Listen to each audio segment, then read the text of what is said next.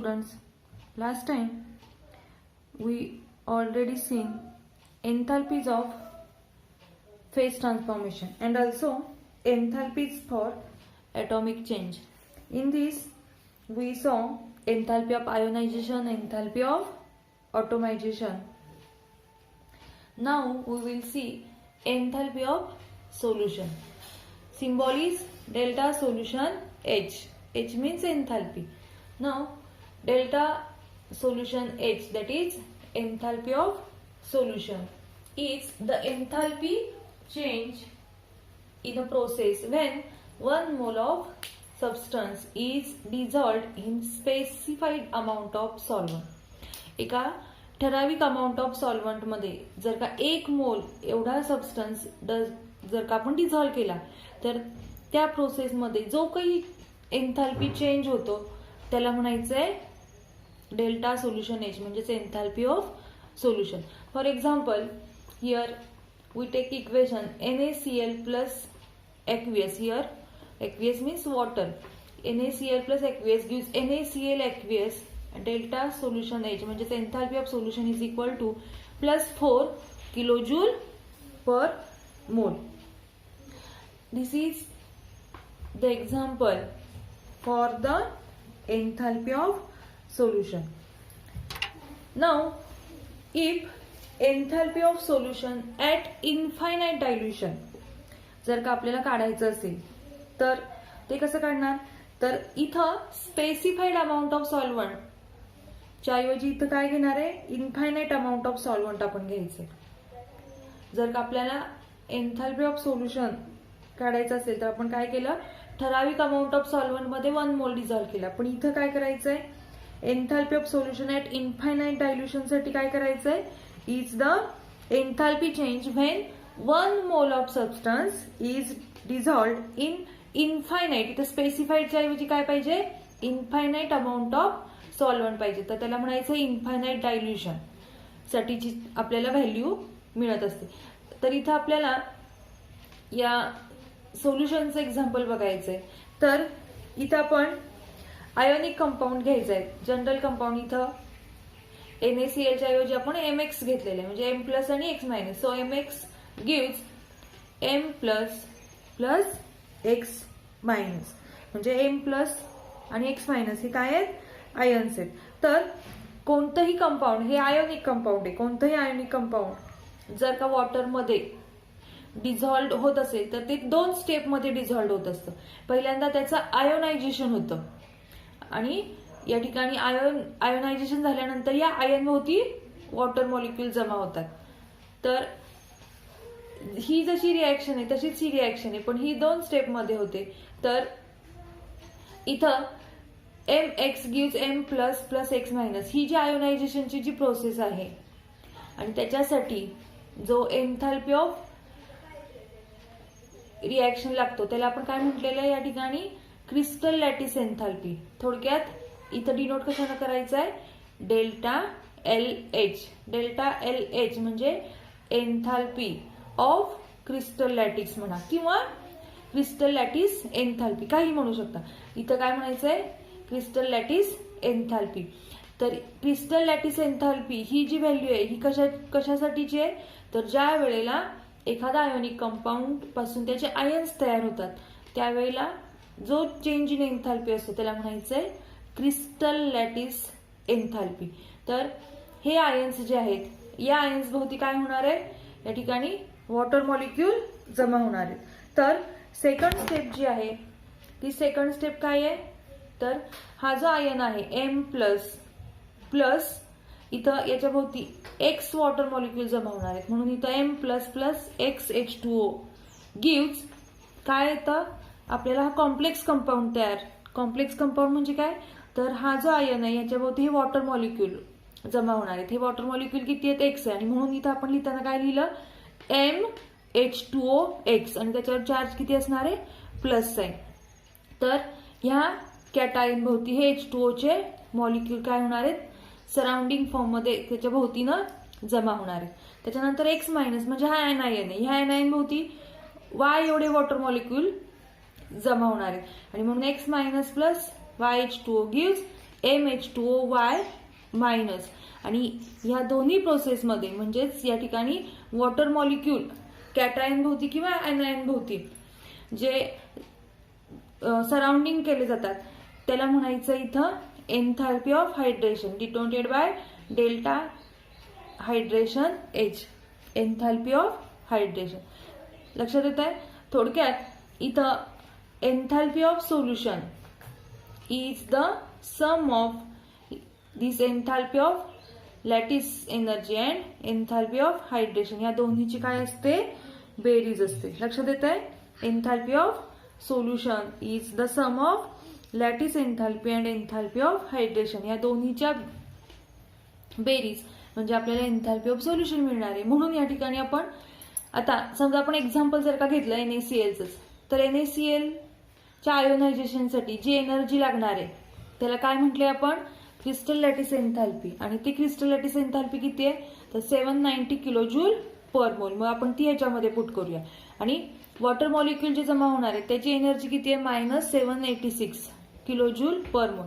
मग जर का आपण ह्या दोन्हीची बेरीज केली पण ही जी हायड्रेशनची व्हॅल्यू ही निगेटिव्ह आहे मग आपलं काय येणार पुढची स्टेप 790 वजा 786 म्हणजे 790 - 786 किती आलं is equal to +4 kilo joule per mole.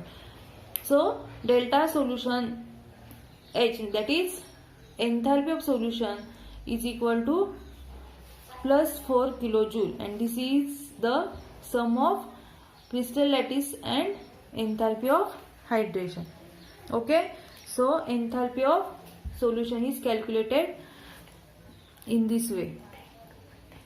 Next point is thermochemistry. So what is mean by thermochemistry?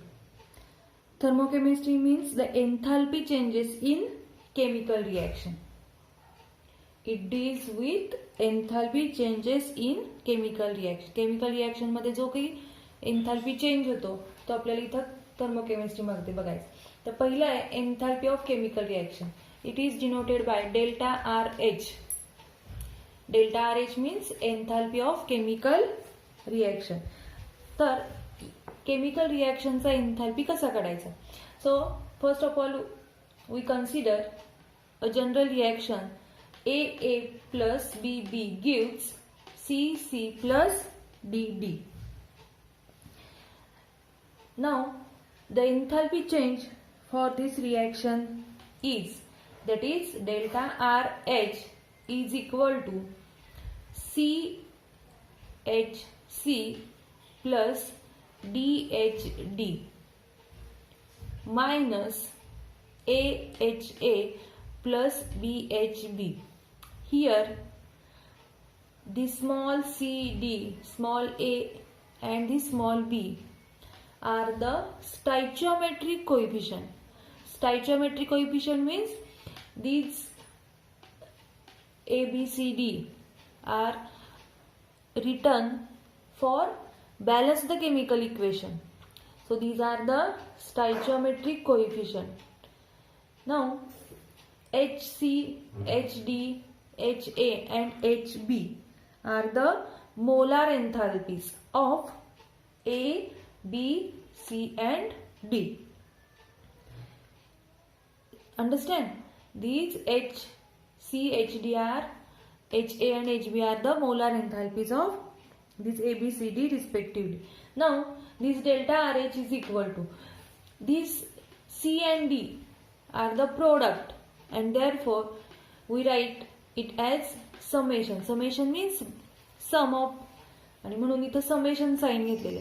Summation H product. Summation H means enthalpy of product minus summation enthalpy of reactant.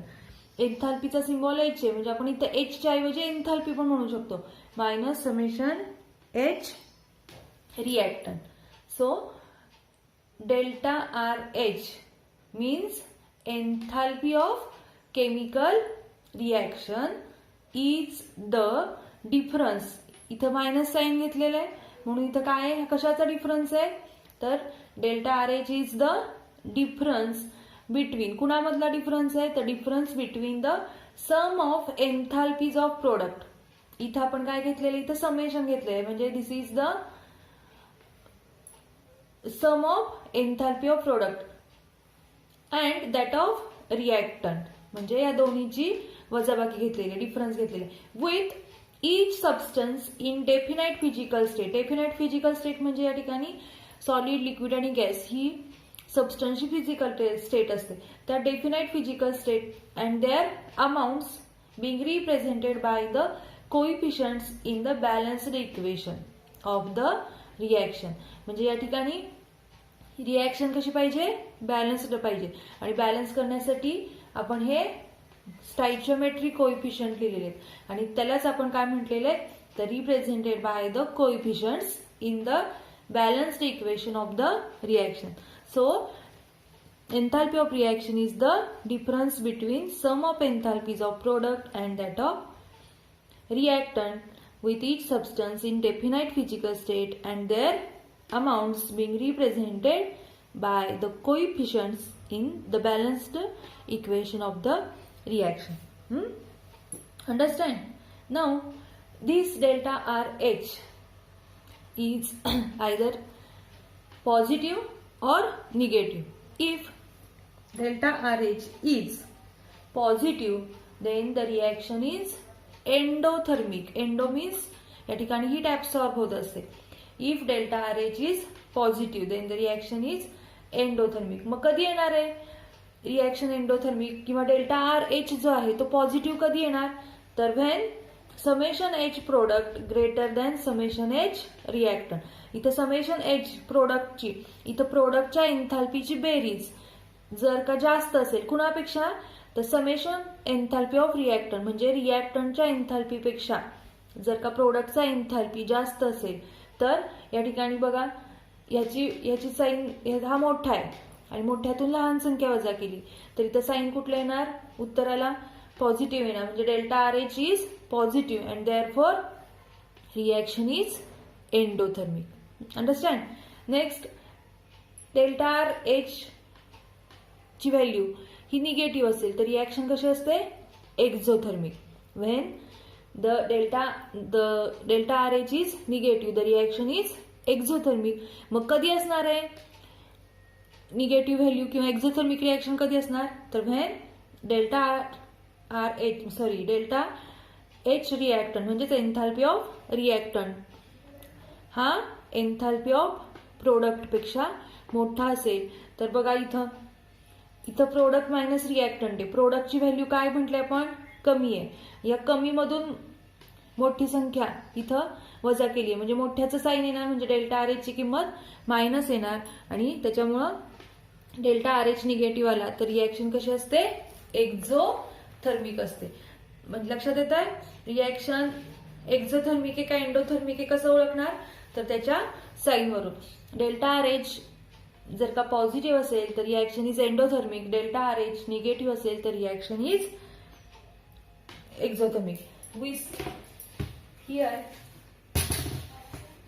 we saw the example. This is the example. N2 plus O2 gives 2NO2. In this reaction, there is a delta RH is 66.4 kilojoule. Here 66.4 means here is positive sign and therefore reaction is endothermic. Next, 2KClO3 gives 2KCl plus 3O2. Here delta RH is equal to minus 78 kilojoule. Here 78 has negative sign and that is delta RH is negative and therefore reaction is exothermic. Understand? When reaction is endothermic or when reaction is exothermic.